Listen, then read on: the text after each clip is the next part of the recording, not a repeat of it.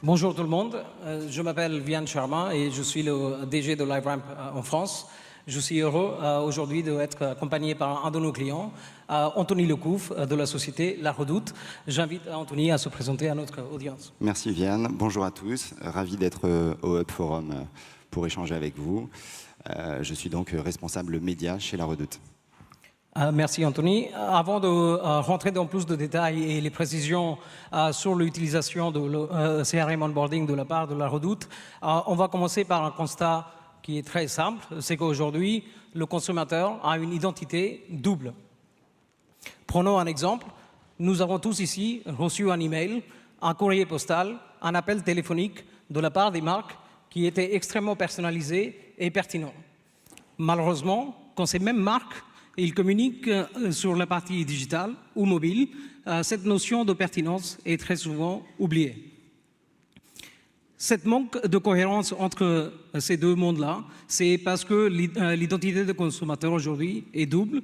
Une première identité qui reste dans le monde réel et une autre identité qui est plutôt anonyme sur la partie digitale.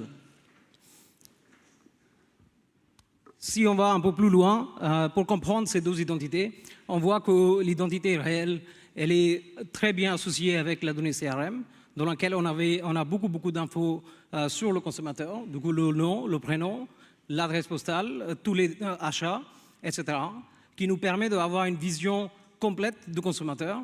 Et l'autre côté, l'identité qui est plutôt anonyme, digitale, dans laquelle, qui est associée souvent au cookie ID ou device ID, dans laquelle on garde plutôt la partie search, les mots-clés recherchés, les différentes publicités consommées, etc. Et le but de CRM Onboarding, c'est de permettre aux annonceurs d'avoir une vision unique en reliant ces deux identités différentes. Mais aujourd'hui, il faut aller encore plus loin parce que les annonceurs ils utilisent plusieurs plateformes technologiques et il faut se connecter cette identité avec les différentes plateformes technologiques. Et on voit qu'aujourd'hui en US, aux États-Unis, nos clients ils utilisent entre 20 et 25 plateformes différentes. Et en France, ce chiffre il est entre 7 à 10 plateformes. Et du coup, on a compris que le CRM onboarding permet de simplifier cette complexité liée aux identités et aussi liée aux différentes plateformes technologiques qui existent aujourd'hui. On va commencer par la première question, Anthony. Est-ce que tu peux partager avec nous la stratégie data de La Redoute et comment onboarding CRM rentre dans cette réflexion? Bien sûr.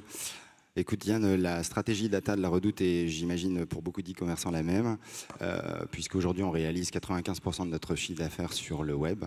L'important de la collecte de la donnée, qu'elle soit donnée d'achat, qu'elle soit donnée déclarative, qu'elle soit comportementale et même navigationnelle, converge vers un seul point d'excellence, c'est l'expérience client.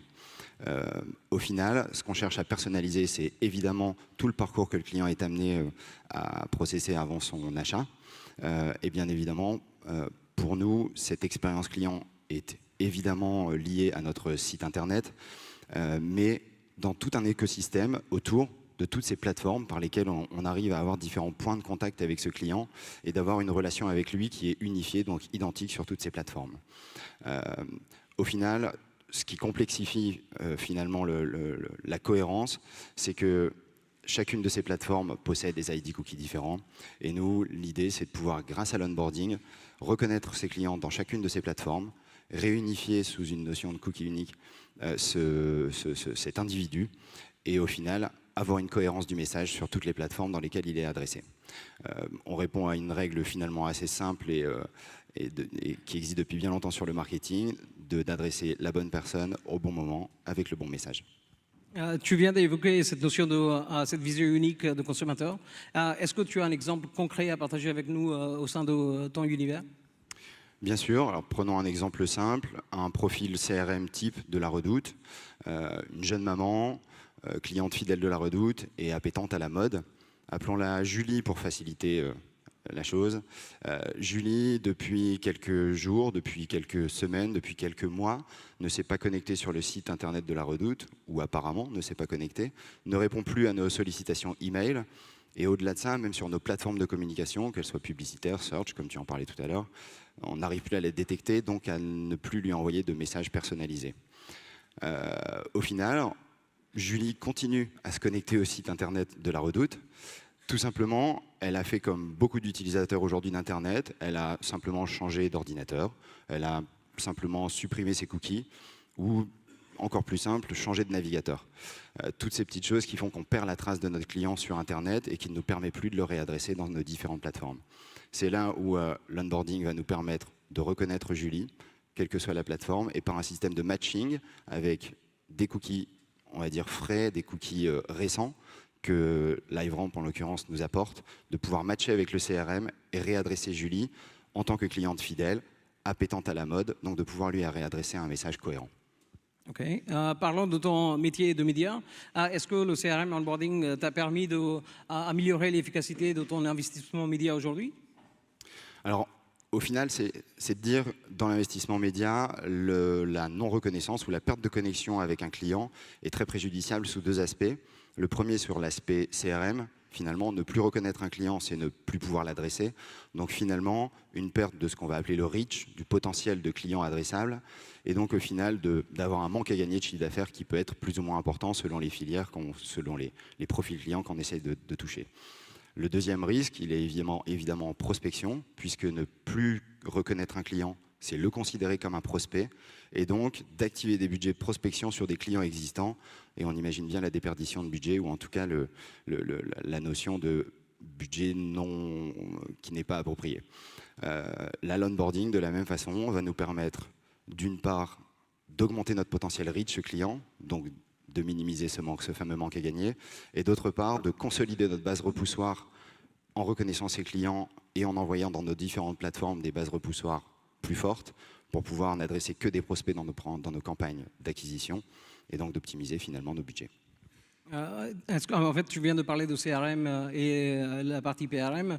Est-ce que tu as des exemples très concrets des campagnes que tu as effectuées, que tu peux partager avec notre audience? Bien sûr. Alors, pour reprendre l'exemple de Julie tout à l'heure, les campagnes, ce qu'on appelle chez nous des campagnes donc, de réactivation, clients qu'on a perdus, LiveRamp va nous permettre donc, de reconnaître Julie, de la reconsidérer non plus comme un prospect mais comme un client, et donc de dynamiser des nouveaux segments qu'on n'avait plus au sein de la Redoute, qui sont des segments de clients inactifs, de clients en tout cas non visiteurs depuis un moment de notre site.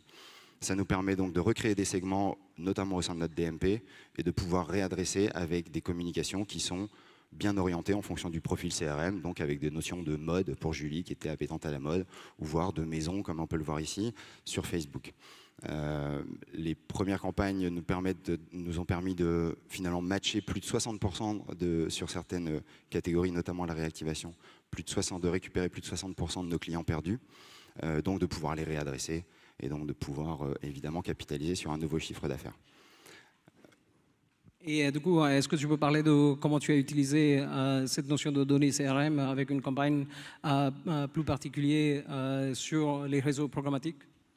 Alors oui, réseau programmatique ou en tout cas des campagnes également de prospection, donc la notion de PRM.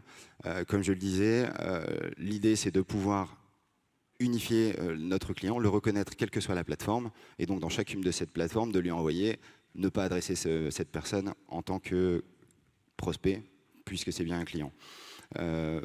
Tout simplement, ça nous permet évidemment d'ajuster nos budgets, et en tout cas les gains sont assez importants dès les premières campagnes, on s'en aperçoit. Et j'imagine que la partie search fait une partie intégrale de Media Mix de la Redoute. Est-ce que tu as des exemples sur cette partie search aussi? Alors le search va finalement bénéficier globalement des mêmes avantages que le média. D'une part, sur l'activité CRM et la reconnaissance client, ça va nous permettre d'optimiser nos enchères. Est-ce que c'est un client fidèle? Est-ce que c'était un client en réactivation? Donc peut-être mettre des enchères plus ou moins élevées sur ce search. Et enfin, de la même façon, en consolidant notre base repoussoir, on a pu constater des effets volume de plus de 20% de clients repoussés, et donc finalement un gain identique sur les campagnes de prospection. Parfait. En fait, comme on parlait au début, il y a aujourd'hui plusieurs plateformes qu'on utilise tous les jours. J'imagine que c'est à peu près pareil chez la Redoute. Est-ce que tu es prêt à partager avec nous l'écosystème technologique que tu as mis en place et comment l'onboarding te permet de simplifier cet univers? Je parlais tout à l'heure de notre DMP, qui est un point central de l'activation de données. Finalement, l'onboarding va nous permettre, par la fraîcheur de ces cookies, de dynamiser nos clients. Comme je viens de le dire, sur les clients non visiteurs, sur les clients non actifs, que la DMP finit par perdre de vue, par perdre en connexion au bout d'un moment, l'onboarding va nous permettre de re-remplir ces nouveaux segments de réactivation et donc de permettre à la DMP de dynamiser vraiment des segments qui étaient restreints ou même de créer des nouveaux segments. Ça, c'est une des premières plateformes. Après, évidemment, on a tout un écosystème, tu le disais tout à l'heure, 7 à 10 plateformes. Évidemment, la complexité est que dans chacune de ces plateformes, d'envoyer le même message à la même personne. Dans ces différentes plateformes, il y a différents cookies.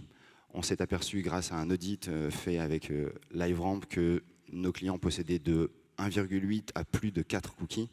Donc évidemment, quand on investit sur 4 cookies au lieu d'investir sur un individu, pareil, les dépenses budgétaires sont assez différentes. Donc là, l'idée, c'était dans ces différentes plateformes de reconnaître nos clients, de les réconcilier avec notre base CRM et d'envoyer un message cohérent où qu'il soit, dans quelle que soit la plateforme, que ce soit des plateformes de personnalisation du site, que ce soit des plateformes sociales, que ce soit des plateformes de search, que ce soit des plateformes programmatiques. Ok, une dernière question, Anthony. Est-ce que tu peux partager comment tu souhaites utiliser cette partie onboarding dans les 6 à 12 mois qui viennent? Alors en tant que responsable média, bien évidemment, ma priorité est le rendement de mes campagnes d'acquisition et d'animation. Donc en gros, c'est une synthèse de tout ce qu'on vient de se dire. 1, augmenter le rendement de mes campagnes CRM en augmentant le reach potentiel de ces campagnes. Donc au final, le reach de clients et donc d'augmenter le chiffre d'affaires potentiel derrière. La deuxième, c'est d'augmenter le rendement de mes campagnes de prospection, d'acquisition, donc de faire grossir ma base repoussoir, vraiment indispensable et très compliqué à monter, en tout cas dans les notions d'acquisition. Et puis enfin, au final, de dynamiser tout ça et d'avoir une notion d'individu, donc de réconcilier tous ces cookies dans une base CRM à un individu, ce qu'on appelle aujourd'hui, vous avez sûrement entendu parler du people-based, et puis de se dire, voilà, je communique bien avec une personne, au bon moment, avec le bon message. Bah, écoute, merci beaucoup d'avoir partagé ton expérience avec nous. Merci à vous tous et à très bientôt. Merci.